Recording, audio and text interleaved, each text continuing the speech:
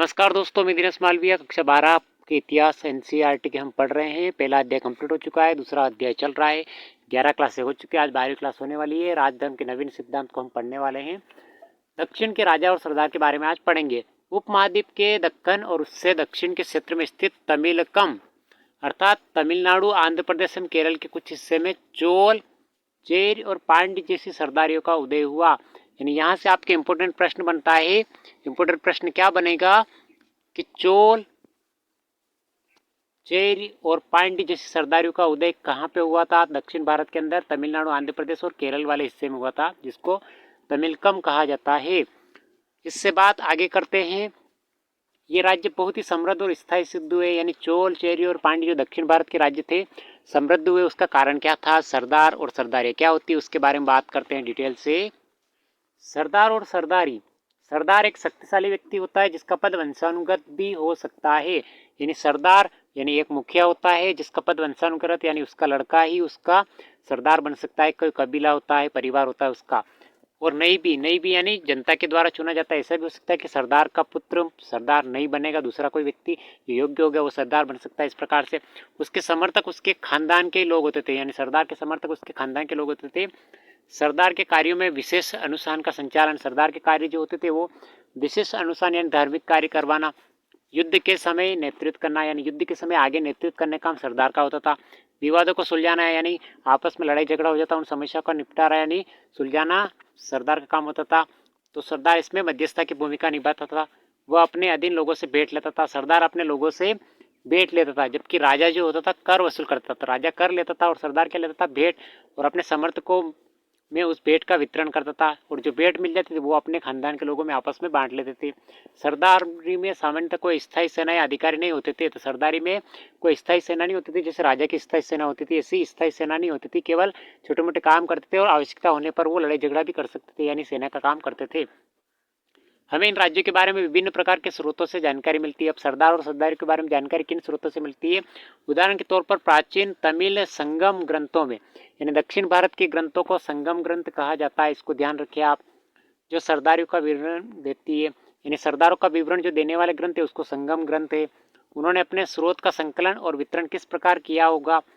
कई सरदार और राजा लंबी दूरी के व्यापार द्वारा राजस्व जुटाते थे। यानी ऐसे बहुत सारे सरदार थे जो लंबी दूरी की यात्रा करके पैसा इकट्ठा करते थे। मध्य और पश्चिमी भारत के क्षेत्रों पर शासन करने वाले सातवाहन लगभग द्वितीय शताब्दी ईसा पूर्व से द्वितीय शताब्दी ईस्वी तक, यानी सातवाहन के राजाओं ने शासन किया था द्वितीय शताब्दी ईसा पूर्व से लगाकर द्वितीय शताब्दी ईस्वी तक। और उपमहाद्वीप के पश्चिमोत्तर और पश्चिम में शासन करने वाले मध्य एशियाई मूल के शक शासक शामिल थे। यानी सातवाहन और शक शासक के दक्षिण भारत में शासन करते हैं।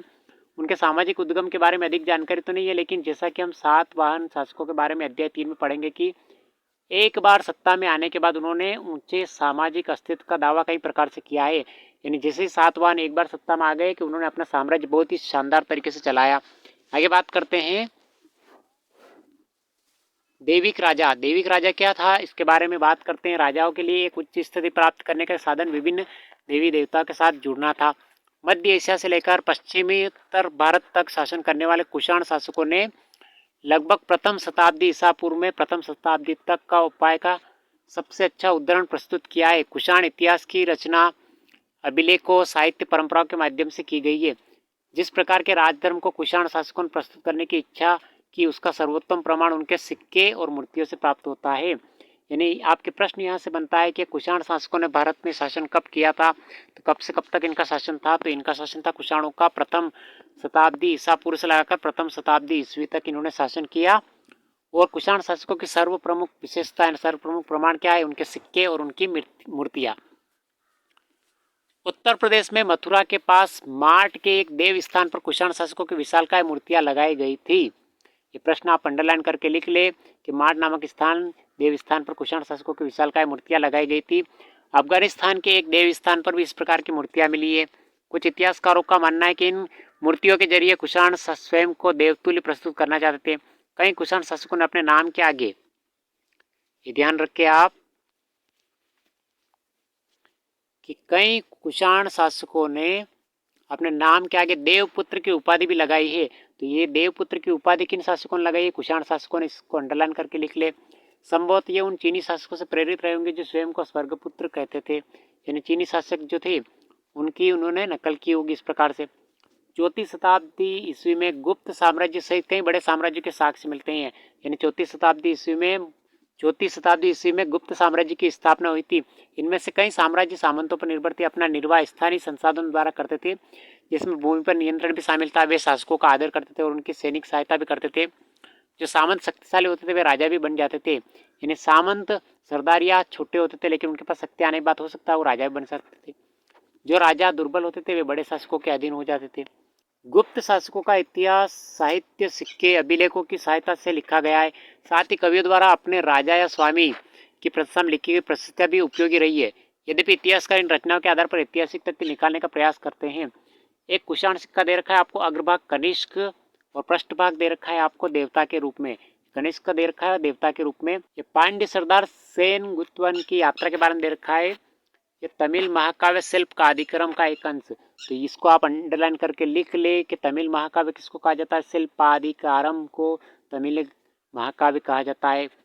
जब वह वन की यात्रा कर रहे थे तो लोग नाचते गाते हुए पहाड़ से उतरे, ठीक उसी तरह जैसे पराजित लोग विजय का आदर करते हुए अपने साथ उपहार लाए, जिनमें हाथी दांत, सुगंधित लकड़ी, हिरणों के बाल से बने चंवर, मधु यानी शहद, चंदन, गेरू, सुरमा, हल्दी, इलायची, मिर्च आदि वस्तुएं थी। वे अपने साथ नारियल, आम, जड़ी बूटी, फल, प्याज, गन्ना, फूल, सुपारी, केला, बाघों के बच्चे, शेर, हाथी, बंदर, भालू, हिरण, कस्तूरी मृग, लोमड़ी, मोह, जंगली मुर्गे, बोलने वाले तोते आदि भी लाए। यानी उपहार के तौर पर सेनगुट्टवन की वन यात्रा के तौर पर शिल्प तमिल ग्रंथ है जो शिल्पादिकारम, उसके अंदर इसका वर्णन है।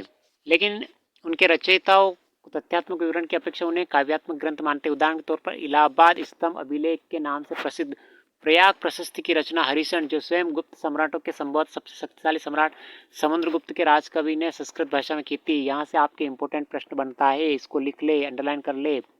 इलाहाबाद स्तंभ अभिलेख किस नाम से प्रसिद्ध है? प्रयाग प्रशस्ति के नाम से प्रसिद्ध। या प्रयाग प्रशस्ति किस कहाँ स्थित है? इलाहाबाद के अंदर। हरिशन जो स्वयं गुप्त सम्राट था, यानी किसने लिखी थी? हरिशन ने। और गुप्त सम्राट समुद्रगुप्त के राजकवि थे ये हरिशन, जिन्होंने संस्कृत भाषा में प्रयाग प्रशस्ति की रचना की थी।